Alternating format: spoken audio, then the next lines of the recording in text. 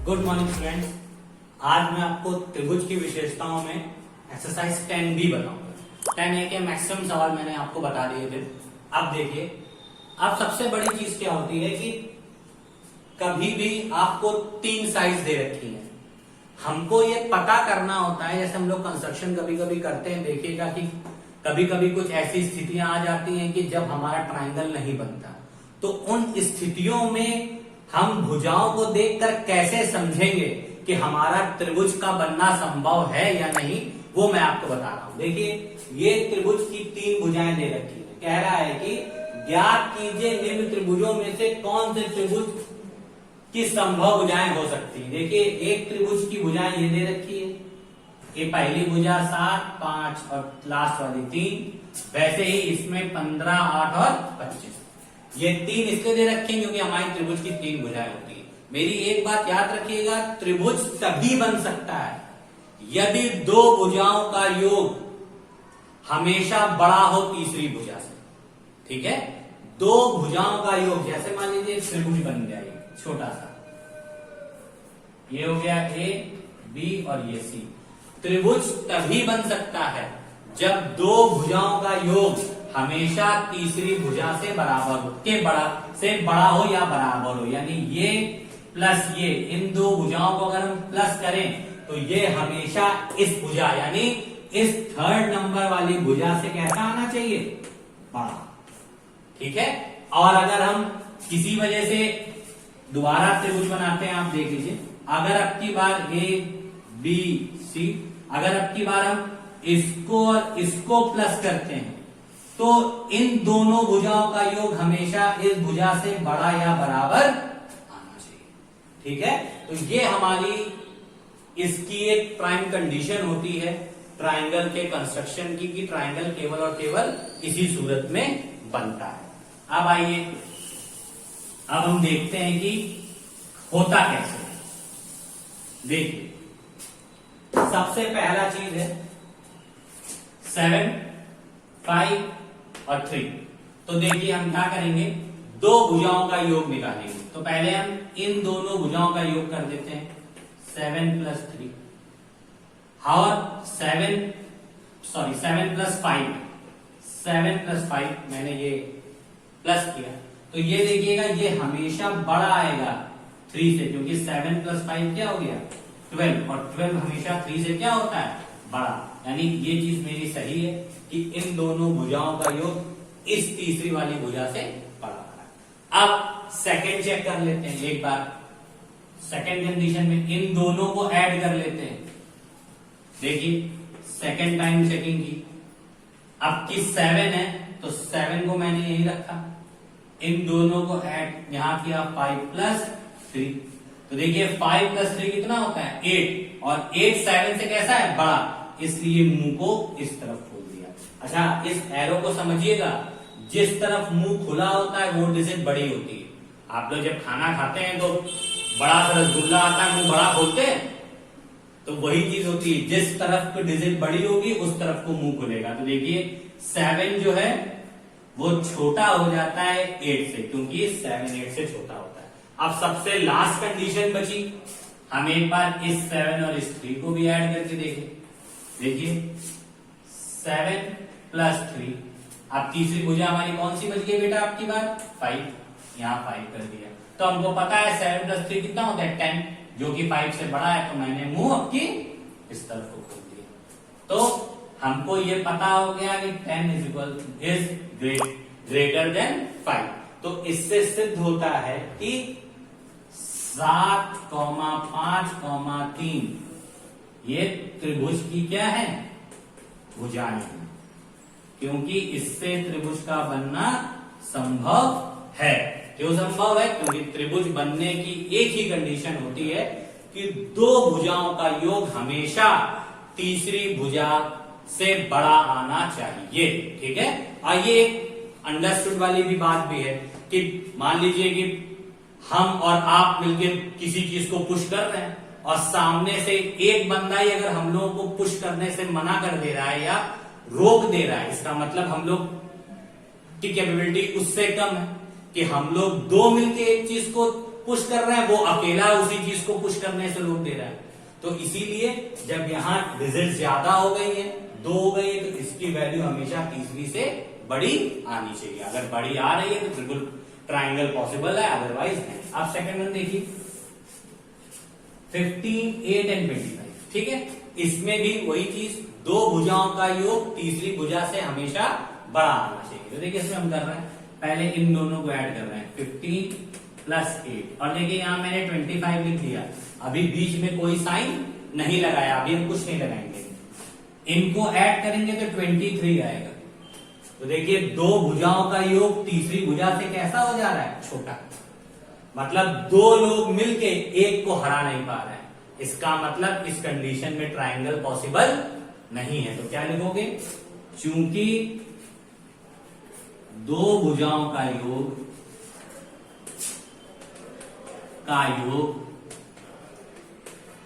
तीसरी भुजा से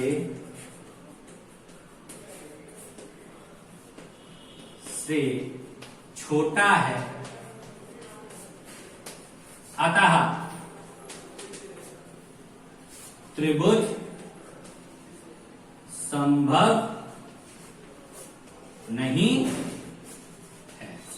ठीक है, तो हमको जब एक ही कंडीशन में पॉसिबिलिटी नहीं दिख रही तो हमें बाकी को ऐड और कोई भी चीज करने की रिक्वायरमेंट नहीं है। तो आपको समझ में आ गया कि अगर बड़ा आता जा रहा है तो हम लोग चेक करते जाएंगे, ये नहीं करेंगे कि केवल इन दोनों में से बड़ा आ गया बात खत्म। नहीं, एक बार इन दोनों को प्लस करेंगे, देखेंगे इससे बड़ा आता है कि नहीं, फिर इन दोनों को प्लस करेंगे, देखेंगे इससे बड़ा आता है कि नहीं, फिर इन दोनों को प्लस करेंगे, देखेंगे इससे बड़ा आता है कि नहीं। तो जब इस तरीके की सारी कंडीशंस फॉलो हो जाएंगी तब हमारा त्रिभुज का बनना संभव होगा, अदरवाइज नहीं होगा। नेक्स्ट सम आइए, अब हम लोग समझेंगे कि कोई चीज पाइथागोरियन त्रिअंग कैसे होती है।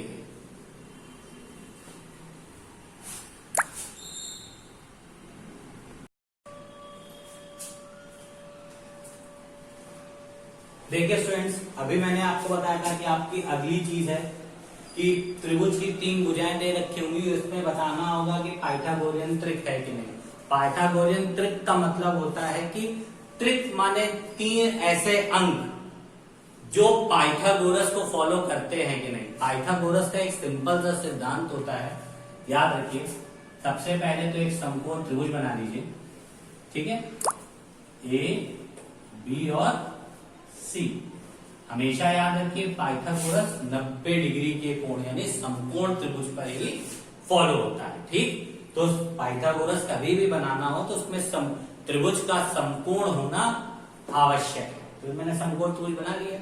अब याद रखिएगा कि मैं बहुत डीपली आपको नहीं बताता हूं, सिंपल सी एक चीज बता देता हूं कि 90 डिग्री के सामने वाली साइड को कर्ण बोलते हैं। चाहे त्रिभुज ऐसा बना हो या त्रिभुज ऐसा बना हो।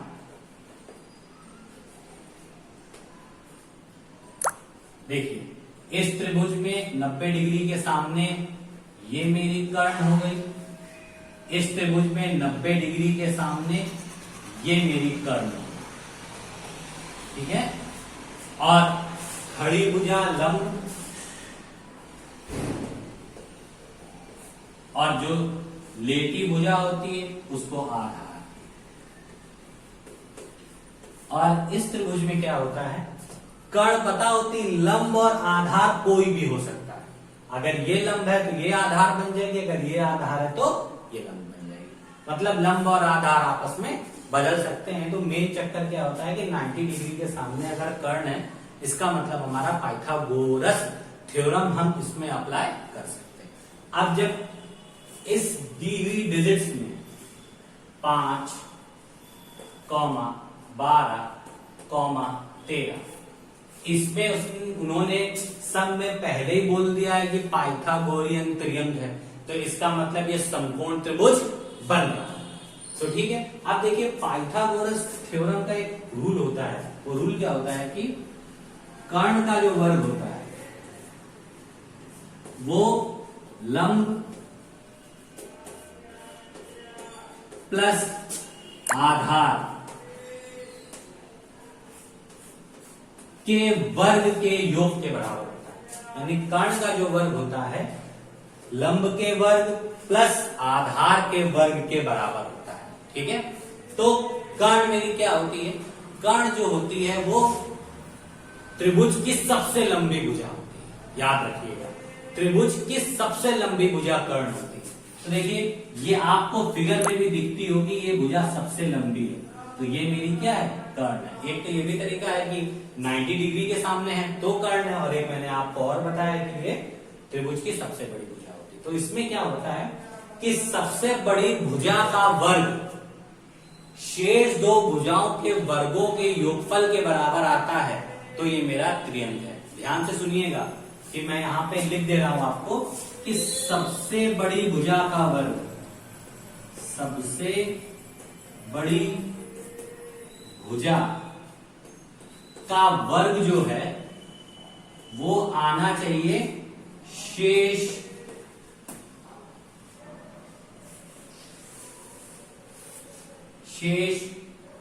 दो भुजाओं के वर्ग के योगफल के। ठीक है, तो सबसे बड़ी भुजा का वर्ग है वो हमेशा बराबर होना चाहिए शेष दो भुजाओं पर बने वर्गों के योगफल। तो हम इसी पे फॉर्मूले पे ही हम इसको अप्लाई करा देंगे।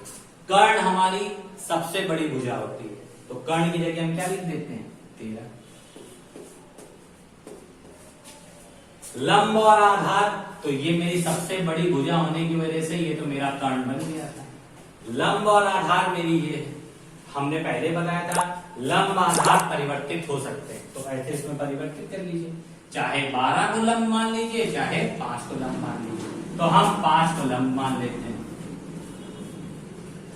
और फिर बची भुजा हमारी 12, तो वो मेरी क्या बन गई, आधार। ठीक है, अब देखिए 13 का स्क्वायर होता है 169, 5 का स्क्वायर होता है 25, 12 का स्क्वायर होता है 144, तो 169 इक्वल्स टू इन दोनों को जब ऐड करेंगे तो 169 ही आएगा। इससे सिद्ध हो गया क्या कि ये पाइथागोरियन त्रिअंक है, यानी 5, 12, 13 कैसी है, पाइथागोरियन त्रिअंक है। सेम चीज अगर हम दूसरे सम्स के साथ फॉलो कराएं, देखिए दूसरा सम्स है हमारा 3, 4 और ये 5। हमने बताया था सबसे बड़ी भुजा का वर्ग शेष दो भुजाओं पे बने वर्गों के योगफल के बराबर होना चाहिए। तो सबसे बड़ी भुजा ये है, तो इसको हम कर्ण के नाम से जानते हैं।